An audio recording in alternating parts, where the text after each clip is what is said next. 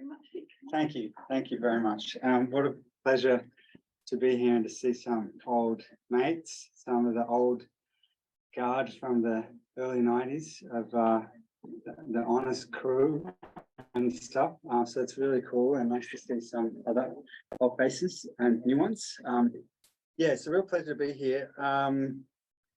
I'm talking today, so this is the SYNAPSE series, I understand, and looking at the blurb about what it is. It's, you know, the idea is to try to connect between disciplines and so on. So what I'm doing with this study is trying to connect to some questions in geography, actually. So it's a, let me just get this thing moving.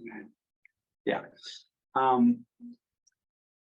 So this comes out of a study that's now completed, or at least the funding is completed. So this was a ARC discovery project called The Language Boundaries Stabilize Ethnic Boundaries, and it involved these three characters and myself and various others who were involved as assistants and so on. But Chip Zuckman here was a postdoc on the project, and Gus Wheeler and Wei Jian Meng are PhDs on the project. And we all did fieldwork in the place that I'm going to be talking about today. I've been there for considerably longer than them. This is 2018. So they are ahead of their time modeling the under the chin face mask. That's pre-COVID. So they're, you know, fashion leaders. This is just from sitting on the back of a motorbike in a dusty environment, so they need to protect themselves. So we've been working on a whole lot of issues around this project. I'm not going to talk about the whole project itself, but just very briefly, we've been publishing some work together, particularly Chip Zuckerman and myself on anthropological questions around things like house design, issues around linguistic ideology. So we have some work out and coming out.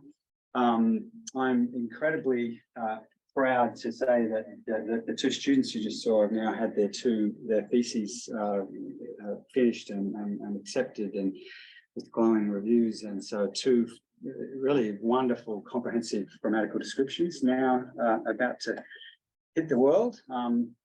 And a couple of papers that are now in resubmission, and this one I'm going to be talking about today is it's been revised for the Annals of the American Association of Geographers. So that's kind of what I thought I'd talk about in relation to kind of links between language and geography. And actually, this is going back to very old questions, ones that I really was concerned about in my PhD.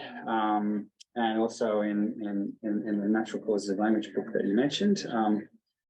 And that's really about how is language distributed, what's really the kind of causal basis of the distribution of language across landscapes. So sort of starting point, I guess, is that I think, I tend to often use the word causal. I'm trying to think of what's the mechanism by which language gets transmitted.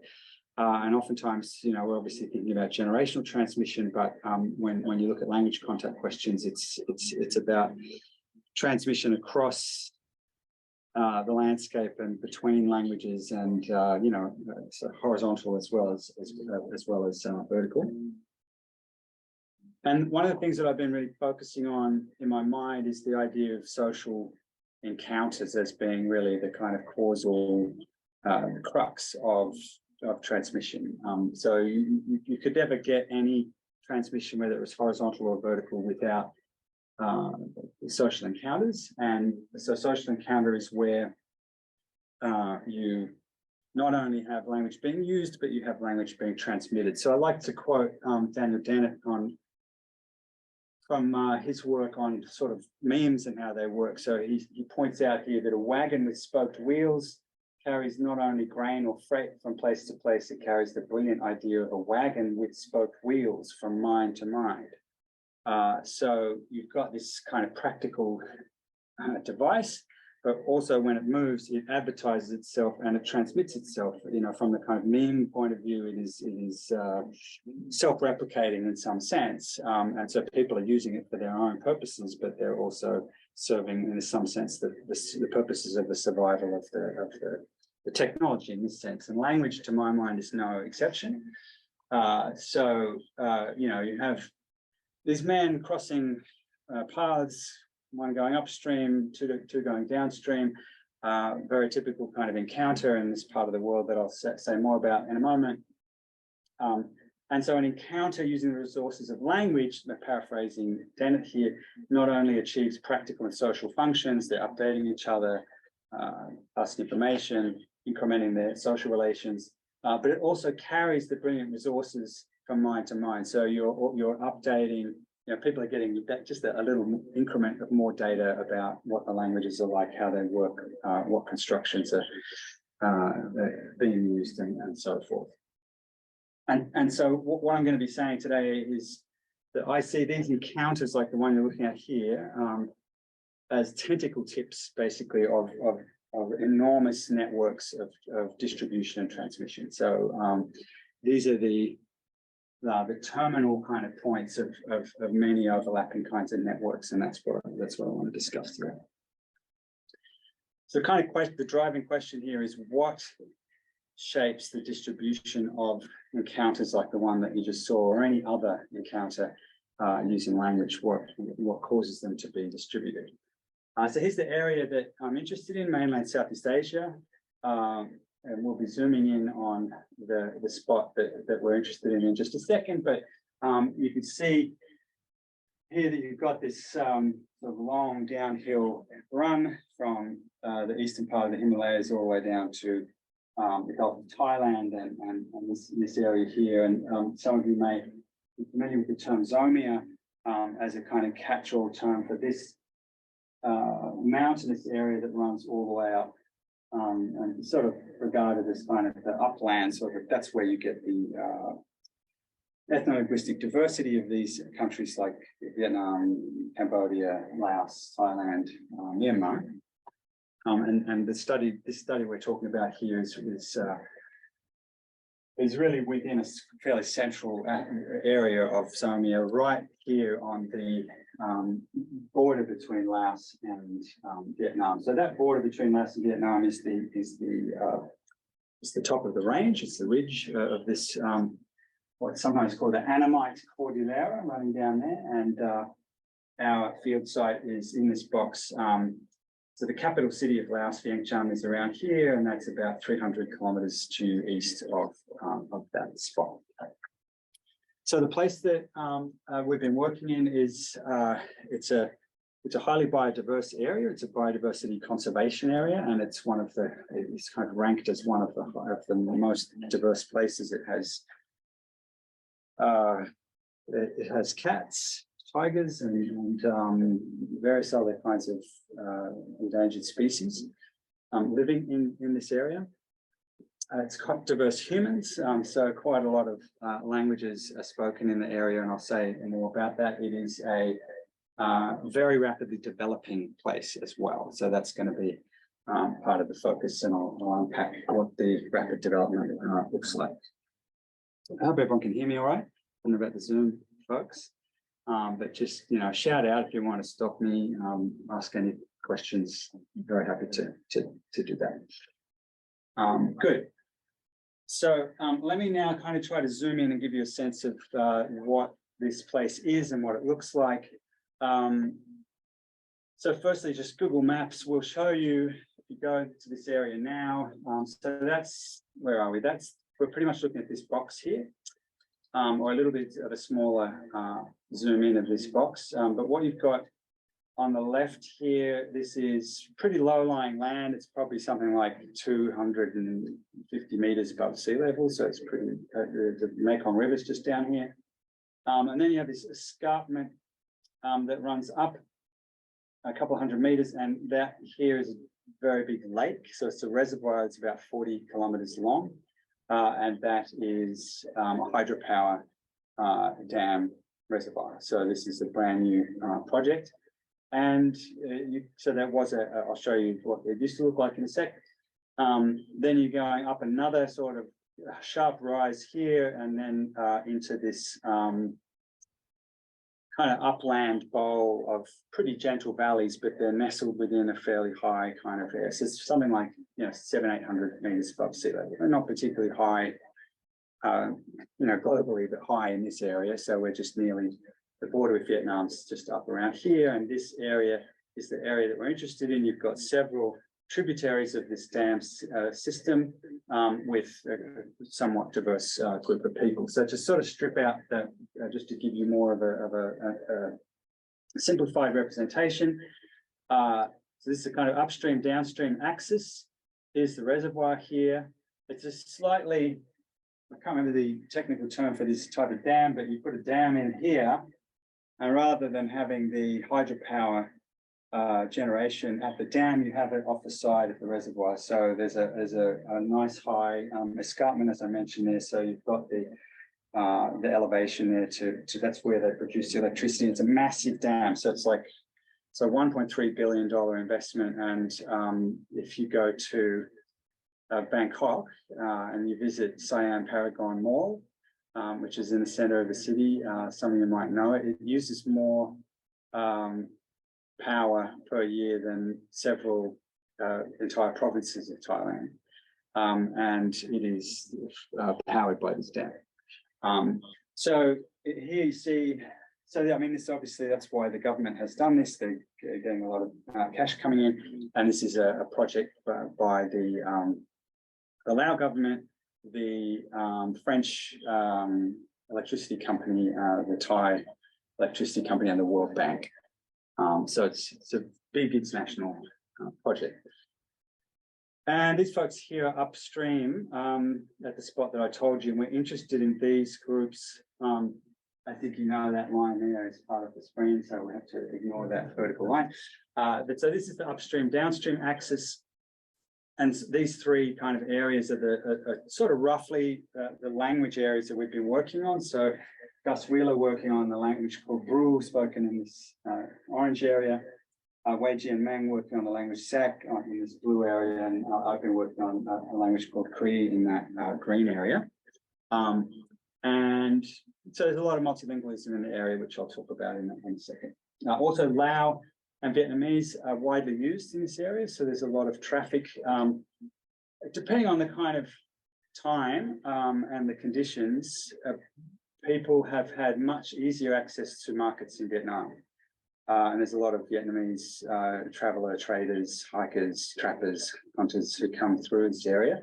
So there's a lot of interaction with Vietnamese, and it's part of Laos, so they have interaction with Lao speakers as well. So if you kind of had to characterize in broad strokes the linguistic situation, you'd have quite a marked or noticeable, shall we say, receptive multilingualism, by which I mean for certain, it's changing quickly is one thing I want to say. But when I started working in this area in 2004, it was very normal to be in a room with people speaking 3 or 4 languages, and you speak your language and the other person speaks theirs, and people kind of, cope reasonably well. And we've been working on trying to get a grip on what people's competence really is, which is kind of an interesting problem, and as opposed to what their claimed competence is or what their perceived competence is. But I won't be talking much about that today. But just to point out, there is some mild asymmetry, I would call it, between the groups who are interconnected here, by which I mean political asymmetry. So roughly speaking, those who are further downstream are more powerful in some sense, and more dominant. Okay, good. And also something that's really important here, part of the context for what I want to talk about is that Lao, the national language of Laos, is encroaching very noticeably. So when I first went to the area in 2004, there were no schools at all that were teaching. There were school buildings that had been built, and teachers had been installed and had sort of 1 month later left and not ever gone back. Sort of as every year or two this would happen. So there were no kids learning Lao, but now that's changed completely. because of the infrastructure that's gone in here, which I'll be talking about. So Laos is very noticeably encroaching, such that you now have also incoming, you have migrants who are actually coming from lowland Laos to live in this area, and some of the villages that were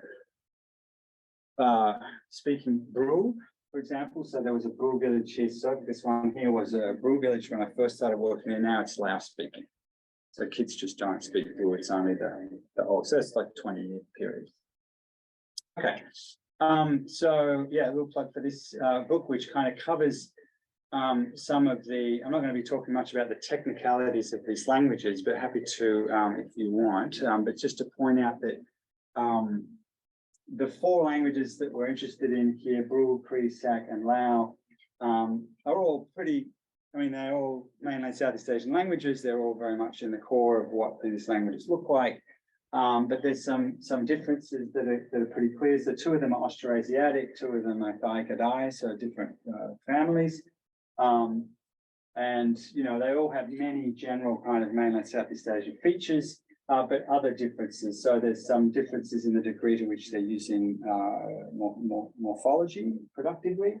So, you know, very little in these Thai-Kadai languages, somewhat more in these Austroasiatic languages, but also phonologically, something we've been concentrating on quite a lot because it's very much a border region between tone, pitch-based tone languages and phonation type-based tone languages. Okay. So up to a certain point, and now this is rapidly changing, we had relatively stable multilingualism, and of course I emphasize relatively because it's all relative. But relatively stable in the sense that, yeah, a lot of people speaking a lot of languages and being quite tolerant, as I mentioned, about receptive multilingualism. And one of the causes that you can detect by observation and talking to people is this kind of social norms of pluralism and tolerance of people speaking each other's languages quite poorly, or, you know, that doesn't matter, well, not well, let's just talk whatever way works. But also, as I'll be arguing more today, there's a much more kind of a physical cause, you know, which has to do with the physical infrastructure of the place and how that affects the distribution of language throughout the area in a much more kind of physical way. So just coming back now to the image you saw earlier, but let's just focus on kind of what's happened over time. So this is a shot. You know, Google Earth has this lovely feature where you can go back in time. So this is 2004, when I first started working in this area, and so you can see this is a district centre. It's called Nakai, so that's a district centre. So I don't know. The country has provinces, like 16 provinces or something, and each province has 10 or something districts, and so this is the district center right on the edge of the plateau. And so you can see this plateau, it's not sort of too clear to you, but you should be able to see there's a bit of sort of snaking river along it, and just patches and patches and patches of land being used for rice farming basically in this area. So a lot of villages are sort of spread out across the plateau, and plenty of villages up in the watershed that I mentioned before. But if you compare the 2 periods of time, we're just switching back and forth between 2004 and 2020, you can see that, you know, the color of it is a lot more brown. That's just population density causing a lot more deforestation, basically, so for Sweden agriculture. And then if you focus down on the plateau, well, you can see that all this space on the plateau is now flooded. So along the edges of the plateau is completely denuded now, because that's where all your population has had to go. So you can see that they all fled from that area onto the edge there. So that's changed everything. So I'll show you an image now that's right from, so basically your access between these 2 places, the watershed and the district center. So district center would be where you'd have to go to talk to government officials if you were required. That's where you would go to buy tools or to buy, to see relatives or various things, hospital. So to get there from up there was a very different proposition in 2004 than it is now. So if you go, so what it involves is a boat trip. I'll say more about all this in a moment. If you now go right down onto the surface of the reservoir, it looks now like this. So you've got a completely transformed infrastructure for how people get around. And what I want to say here is that it's going to shape encounters in some quite defined ways. It's going to change a whole lot of aspects of who you talk to, where, how, and in what kind of ways. So that's, I want to now kind of focus in on what that all means.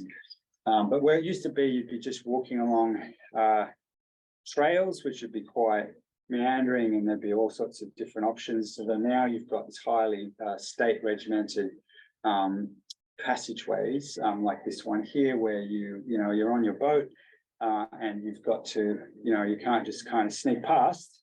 You've got to go through this gate here and be seen by government officials as you go past.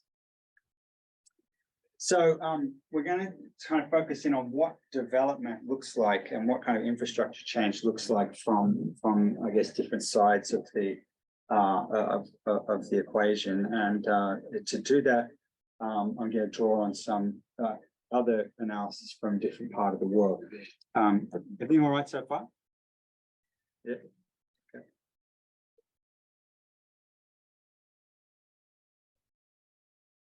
Okay, so this lovely image here comes from a paper published in the 60s about the expansion of transport systems in Ghana over the centuries, so from 15th century to 20th century. And what you see in each panel, so each panel is a century of just abstract representation of the transport systems. At this stage, you just had a long row of little ports. So, if you know the geography, this is the ocean, and then this is all the so-called hinterland. You start out with this whole row of little ports, and then over time, certain subsets of these grow bigger. They start to draw in traffic into the bigger ports, and then so it's a kind of what they call in network science, a rich get richer principle. So those ones that are bigger get bigger, and then as you see, there's smaller. You've got a whole lot of ports along here, and they get less. They become fewer, shall we say? And over time, you're getting this very dense set of networks across the country. From the point of view, and I emphasize this is from the point of view of the powers that would install this infrastructure, right? So it looks like, oh yeah, we've got nothing here. And look, we've got all these parts, but actually it's the opposite of what we really see. So this process is referred to in their paper as hinterland piracy, and that's it's just really a passing comment, but they refer to hinterland piracy, which is something that I kind of really latched onto as I was reading about this and thinking about the flow of language in the area that I was looking at, and sort of digging into like, what does this term piracy mean? It's not, what you think. What's the name of the famous pirate? But it's not, the one with the wooden leg and stuff. It's really about taking over a piece of flow and redirecting it and co-opting it essentially. So it's this metaphor. But what's hinterland piracy? Well, what you see is that this story about Ghana has this big empty space here, right? Like, what's that empty space? And they, in the paper, they talk about it. They don't, as I say, they don't focus on it here in this way of talking about it, but they say here penetration lines to the interior were weakly developed. but networks of circuitous bush trails connected the small centres to their restricted hinterlands. So networks of circuitous bush trails. So those are not, I mean, I'm not dissing the authors of the study, but just pointing out that they haven't, let's say, acknowledged the fact that those networks of hinterland trails are infrastructure for the flow of all sorts of things, including language. So this image here is from Jim Scott's book, I guess it's Seeing Like a State, where he's looking at the way in which states would simplify and kind of regiment things like the flow of an infrastructure. And so this is not a real case study, it's just a representation of the process, but this is essentially unpacking what we see in the Ghana case. So you've got the dense concentration of capillaries of bush trails in some kind of bit of land. People walk from one village to the next, whichever direction they need to walk in. And then once you've had a state come in and build roads, you're getting a centralized traffic hub. So the person who would want to go to from A to B has to go through, you know, Paris or whatever the place is on the black dot. And that has all these effects. And this is the kind of process that we're looking at in the Laos case. So the kind of upshot of this work is that when external networks penetrate, when you have this kind of upgrading of that external infrastructure, then the internal networks that live there, the more variegated, more flexible, more braided ones, they become captured, that flow becomes captured and pirated in the sense that I mean in terms of the title. So let's look at what this kind of flow piracy process looks like. So this is coming back to 2004. This image is produced by Gus Wheeler, one of the PhDs on this project. And so all the dots are villages, and they're all placed in their correct position according to what you saw on that map. The green lines are not correct, they're just straight lines, just for simplicity of this image. But what they show you is the constellation of villages for the people who live up in there. That's the watershed up on the top of the hills there. When they would travel, these are the paths that they would and could take, and these are the plateau villages that they would go through, and you'd have, you know, that they would maintain social relations with people in all of these villages over that time. So it's a kind of what I call a braided stream, and what the kind of hydromorphology people refer to as a braided stream, that you've got this crisscrossing of flow on a relatively kind of flat plane. So at that time, this top area here, these three villages called Merga, that's where I've been working on the Cree language. And so in 2004, so when I visited this area a few years running, it was a 2-day trip. It was a 3-day trip for people who lived there because they would have to walk the entire way. You know, if you had some money, you could pay. This area had a rather large river on it. That's the one that's now been dammed. So you could go part of the way on a boat if you could pay for it, and then from around here you'd be on foot, and that would take something like 14 hours of walking. So practically a 2 or 3 day journey. It's a pretty arduous walking. It depends on, plenty of people here used to arduous walking. All the trappings, leeches, and you know, steep muddy paths and all the rest of it, and people carrying heavy loads. So I mean, pretty phenomenal stuff. You'd see these plow tractors. I don't know if you know what I mean. We'll see pictures of them in a minute, but you know, there's like a little, like a hand tractor, I think it's sometimes called. So it's like an engine on big wheels with a long kind of handles, and you can use it to plow fields and carry stuff. So there were a couple of these up in the watershed, and guys would dismantle these things. It's like dismantling a small car or something. And they would literally walk, you know, for 3 days, each man with a piece of this machine on their back, and then they had to get to the end and then reassemble it. So really, really arduous kind of travel, looking like this. So what that meant was a hell of a lot of kind of time spent together with people who may or may not be from your own village. So a lot of adventure time, a lot of kind of going through stuff together. Like you see here, a lot of downtime at villages that you pass by, you need a rest and some salt or whatever. So, you know, what I'm trying to emphasize is that these days of the braided stream network channel people into all of these occasions for encounters where you would get, you know, language contact being very intense in the ways that I've been suggesting. So like the image that you saw before,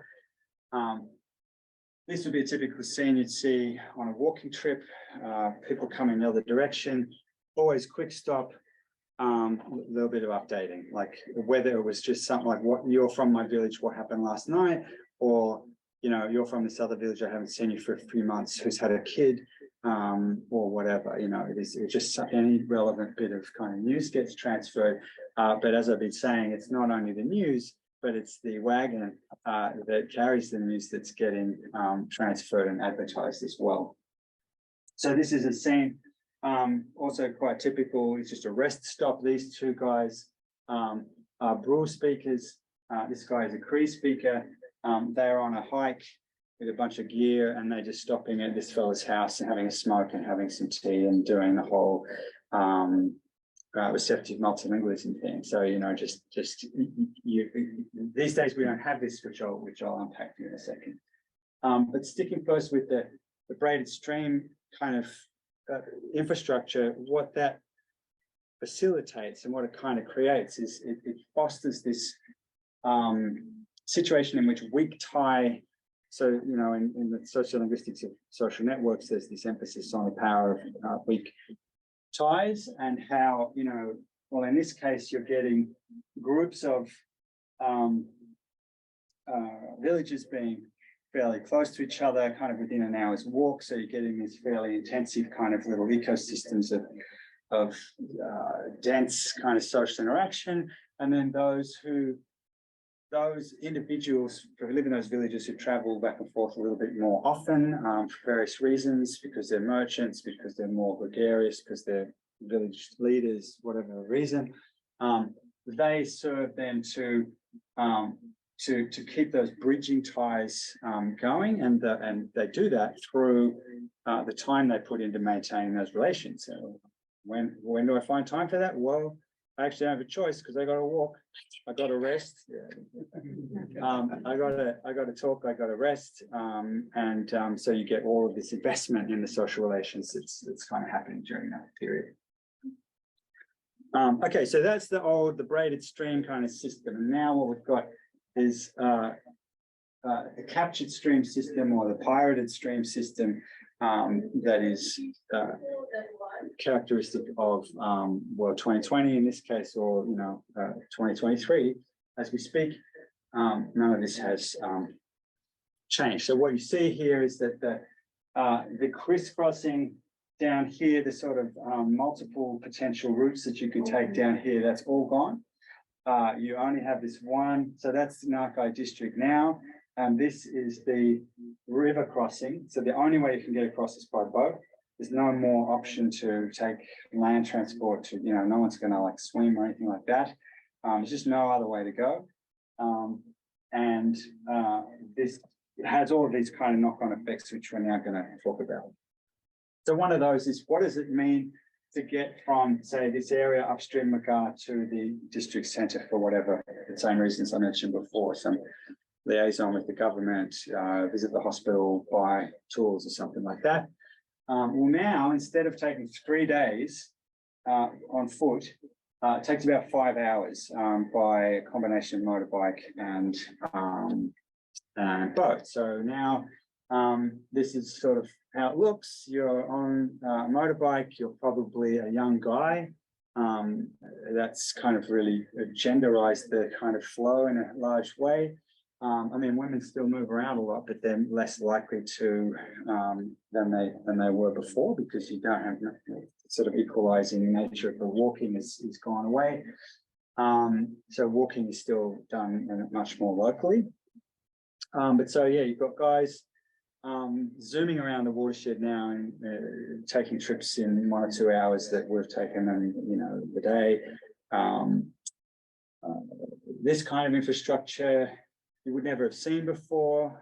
People were much more embracing the meandering flow of rivers and like, I'll just chuck a log down here because I don't know if in 2 months we're going to be crossing here, maybe we'll be crossing in this other spot. So there, you didn't get these kinds of permanent looking, I mean, it's not permanent, but you know, good looking, sturdy sort of bridges, and that's built to carry one of these things. So that's the hand tractor I was talking about just before. So these just didn't exist in the watershed. They're only, when I first went there, they were only there for ploughing paddy field that was used in certain villages, and now, as you can see, they're used for transport. So each one of these little, this is just a light act. I think he's probably going to pick stuff up rather than deliver stuff, but you know, each one of these big kind of flagon things, whether it's petrol or liquor or whatever it contained, you know, that'd be like one man would be carrying that, and now you can see it's massive, massive kind of cargo system. These are the boats that service the kind of main port, and these are the boats that get you right across the reservoir. So now you've kind of completely scaled up the flow, while you've also intensified it, put it into this one kind of channel. So when you take you know, you saw that what it looked like when people were walking for 2 or 3 days before. Well, here's now what it looks like when you're on one of these boats, and it's thrusting you into a very much more, well, has all sorts of characteristics, but it's more cosmopolitan, shall we say. It's more externally oriented. You're meeting people who you'll never see again, you know, traders and people from the market, people who've got bright orange, you know, life jackets that come from, you know, the market on the border of Thailand and this kind of thing. It's a whole new dynamic. So these are the kind of, this is the kind of summary of the contrast between these two periods of time. And to now just kind of link this to kind of network thinking in relation to language.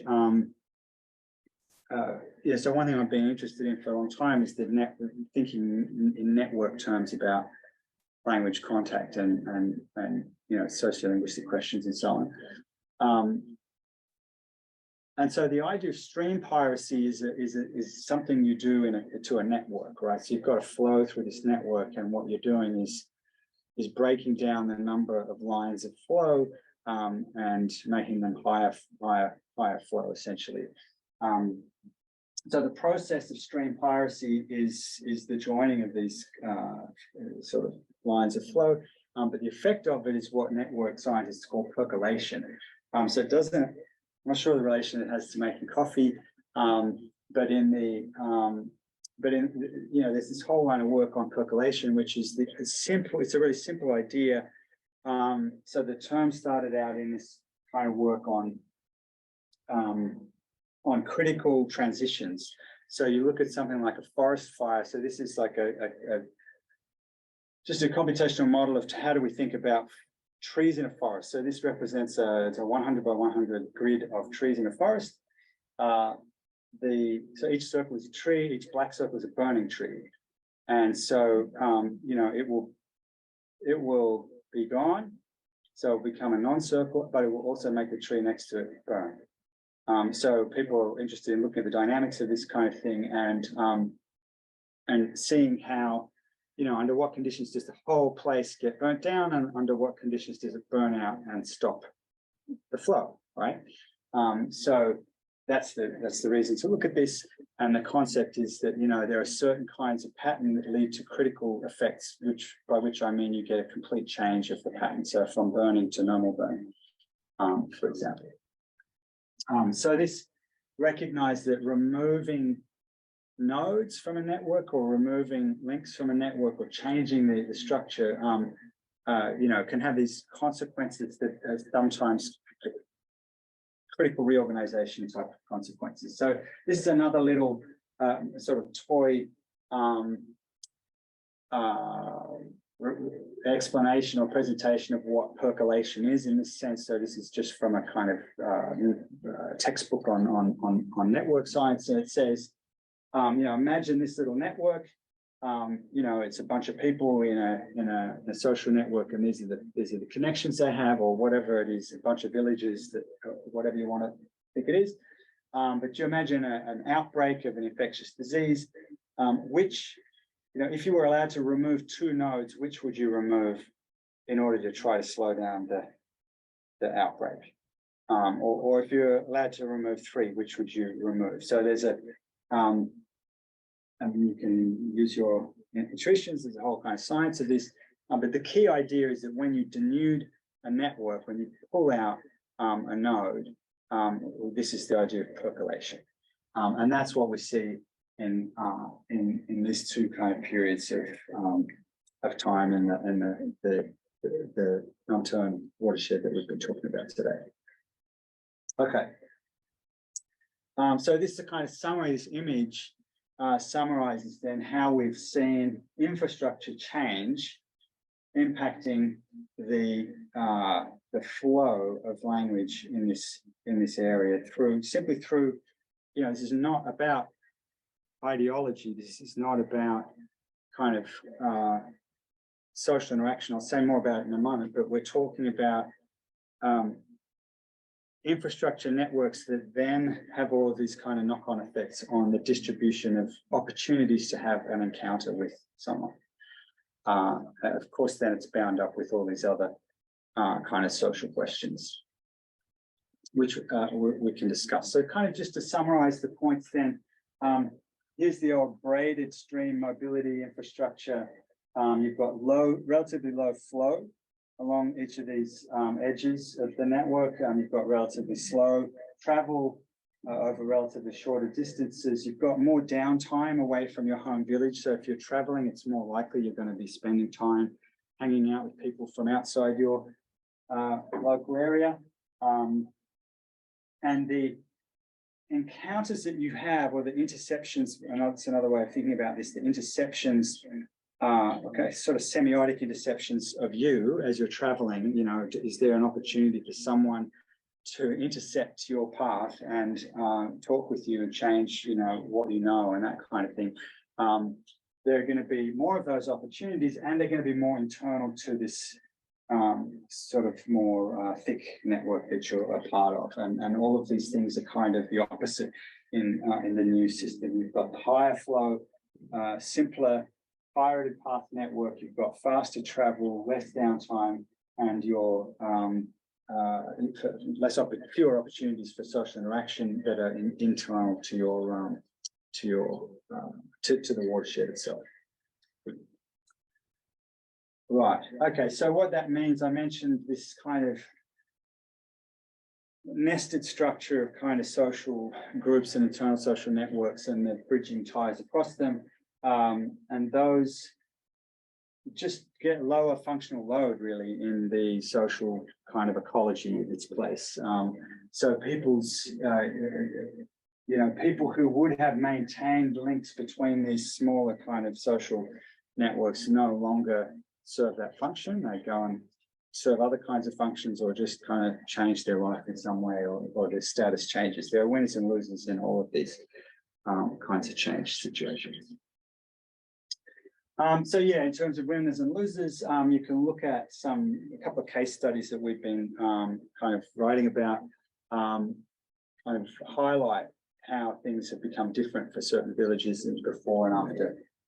So you have, for example, this village, Vang Kwai.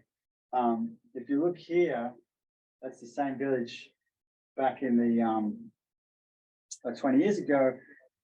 So when I first went to this village and got to know it, it was where you would spend the night in the middle of this arduous hike from, down the plateau to up in the top of the watershed. And this, you can't see it on this, but that's the kind of, you're going up through this very steep kind of section that you saw in the earlier map. So this is kind of a really long, hard trek, and then this is much more flat kind of the next day. So you arrive here completely exhausted. It's sort of 4 o'clock in the afternoon, and you go to someone's house and they give you dinner and you hang out and they give you salt and they give you drink. And, you know, so it was a real kind of highway stop. But now, you know, it's this little, it's like an appendix, you know, like in the body, it's like this little vestigial thing, and no one goes there unless for some other kind of reason. So this is a man who I've worked with quite a lot, who actually moved to this village to set up. This is just like a footnote, but he went to this village to set up kind of what's the right word? It was sort of like a shaman type of business. Shaman is not the right word, but a kind of a ritual doctor in some sense, that he actually attracts business. People go there to see him. I mean, the people who go there to see him, or it's where they live, or they have relatives or something. But it's no longer a place where you pass through, and that's completely changed the dynamic of the place. So then you have these other. Where are we going? Yeah, you have other places like this place, Nam Theun, which, you know, before had a kind of similar status to this one on this other. So this is a different tributary up here. Had a similar status in that was a place that you could stay overnight if you needed to. But it wasn't kind of a major. It wasn't the biggest of these villages. But now it's become the biggest of all the villages in the entire watershed. So this is the one you saw before where the boats land. That's now where you can see, I mean, that's where you go to buy power tools and motorbikes, and that's where they have, you know, New Year's Eve concerts and, you know, you name it. Nowadays, most people who visit the watershed itself would only go to this village. Yeah, good.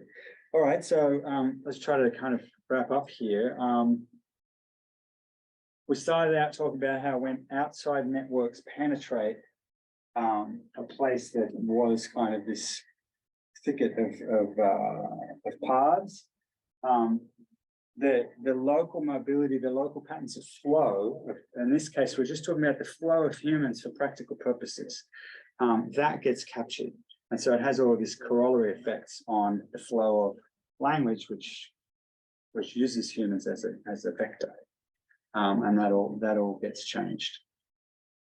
So it affects the distribution of encounters. It affects the distribution of opportunities to have encounters, and where and with whom, and that correlates with some of the basic observations that we started out with, which have to do with the degree of multilingualism that we're seeing, the type of multilingualism we're seeing, and yeah, the fact that Lao is now visibly, the national language of Laos is now visibly having impacts. So, I mean, all of this is a outcome of this massive infrastructure project, this hydropower project, and I don't think anyone would be surprised by any of this. So it's not like, oh, you know, gee, who would have thought, you know, a $1.3 billion hydro project, you know, would be having these effects. It's not. It's not. So I'm not trying to present that as the news. What I'm more interested in here is trying to look at how the change of the physical infrastructure is kind of having these, having the effects that I've been describing. So that kind of brings me to the final point that I want to end on, and that is that this kind of puzzle in my mind, which I'm way be interested to what people think. So I started out mentioning something about the relatively stable multilingualism that we have in this area, and or sort of more, it seemed more stable 20 years ago. And my sense was, oh yeah, this multilingualism that we see, this kind of receptive multilingualism, this ethnic pluralism, this tolerance, is an outcome of local linguistic ideology. This is sort of how people feel about each other's languages, and they kind of value and tolerate this diversity, and it's all kind of good. And kind of thinking about that as being a statement about local culture, about kind of ideology that has caused, you know, there's certain attitudes that people have caused this kind of the type of multilingualism that we see. But the more and more I thought about these infrastructural processes, the more I started to wonder, well, maybe you know, the culture, the ideologies that we see or that we saw were more an adaptation to the constraints that the braided modality infrastructure put on how people, you know, live and the kinds of opportunities for social encounters, or not just opportunities, but the kind of social encounters they're actually required to have to operate when they're traveling around, well, then when they were traveling around without the aid of vehicles like this one. So when you're actually forced to, you know, have your rests, your tea breaks, your dinner breaks, and your overnight stays in all of these other villages, this actually goes back to arguments that Daniel Nettle was making in his 99 book about kind of interdependence between groups. And so I think it's something worth thinking about in this context, and thinking about the relation between linguistic ideology and the actual practices of mobility and what creates them. Okay, great. So that's what I want to present. So thanks very much for your attention, and